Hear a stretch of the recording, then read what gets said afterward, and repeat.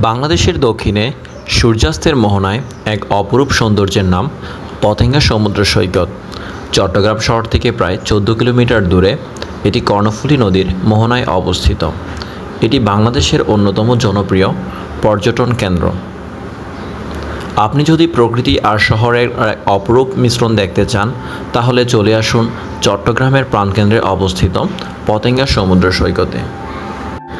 আজ আমরা যাচ্ছি পতেঙ্গা সমুদ্র সৈকতে, সেই সাথে দেখব সৈকতের সৌন্দর্য, খাবার দাবার, কিভাবে যাব, কী দেখব, খরচ কত, বিস্তারিত সকল তথ্য এই ভিডিওর মাধ্যমে।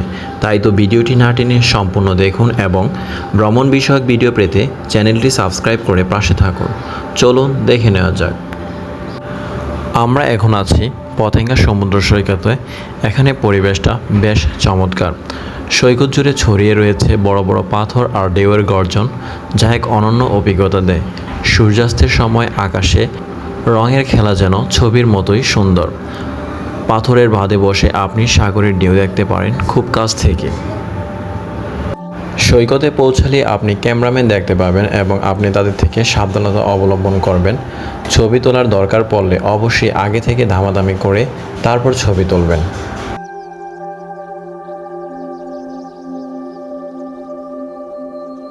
সৈকতে পেয়ে যাবেন ঘোড়ার গাড়ি। ঘোড়ার গাড়িতে চড়তে খরচ পড়বে 50 টাকা করে। এছাড়াও বিচ বাইক পাবেন, 100 টাকায় পুরো বিচ ঘুরতে পারবেন। সমুদ্রে ঘোরার জন্য সিবোট এবং নৌকা পাওয়া যায়।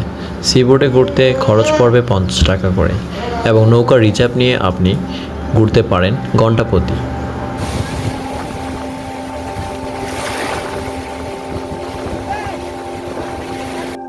সৈকতের অপরূপ সৌন্দর্য, সূর্যাস্তের দৃশ্য আর সমুদ্রের গর্জন সত্যি অনেক মনোমুগ্ধকর। পতেঙ্গা সমুদ্র সৈকতের সৌন্দর্য উপভোগ করার পাশাপাশি চলুন জেনে নেওয়া যাক সৈকতের অবস্থান ও কিভাবে যাওয়া যায়। পতেঙ্গা সমুদ্র সৈকত চট্টগ্রাম জেলার কর্ণফুলী নদীর মোহনায় অবস্থিত। এটি মূলত প্রাকৃতিক সৈকত, যার অবস্থান চট্টগ্রাম বন্দরের খুব কাছাকাছি। এই সৈকতের পাশেই আছে বাংলাদেশ নেভাল একাডেমি, কর্ণফুলী নদী, কর্ণফুলী টানেল এবং হজরত শাহ আমানত আন্তর্জাতিক বিমানবন্দর, যা এই স্থানটিকে ভৌগোলিকভাবে অনেক সৌন্দর্যমণ্ডিত করেছে। ঢাকা থেকে বাস, ট্রেন এবং প্লেনে করে চট্টগ্রাম আসা যায়। বাসে করে নন এসি বাসে জনপ্রতি ভাড়া পড়বে 680 টাকা এবং এসি বাসে 700 থেকে 1600 টাকা পর্যন্ত হতে পারে। চট্টগ্রাম পৌঁছালে আপনার নামতে হবে এখান থেকে সিএনজি রিজার্ভ করে সরাসরি চলে আসতে হবে পতেঙ্গা সমুদ্র সৈকতে। ভাড়া পড়বে 250 থেকে 300 টাকা।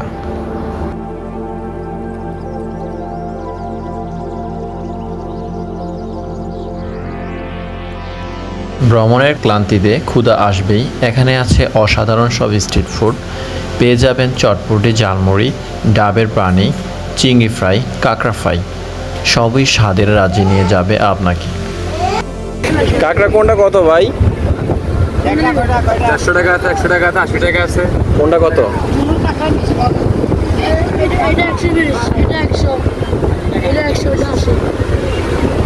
চিংড়ি কত? চিংড়ি 120 টাকা।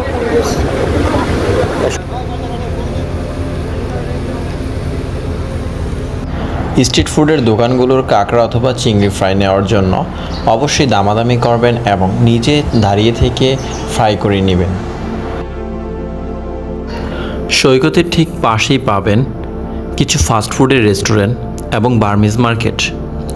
বার্মিজ মার্কেটে পেয়ে যাবেন বাচ্চাদের খেলনা, হরেক রকমের কসমেটিক্স পণ্য, আছে সামুদ্রিক মাছের শুটকি, যা পর্যটকদের দৃষ্টি আকর্ষণ করে।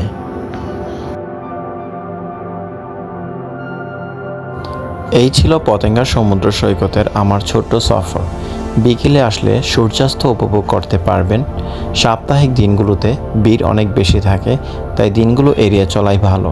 ক্যামেরা আর পানির বোতল অবশ্যই সঙ্গে রাখবেন। ভিডিওটি ভালো লাগলে লাইক দিন, কমেন্টে জানান আর চ্যানেলটি সাবস্ক্রাইব করে পাশে থাকুন নতুন ভ্রমণ কন্টেন্টের জন্য। ধন্যবাদ।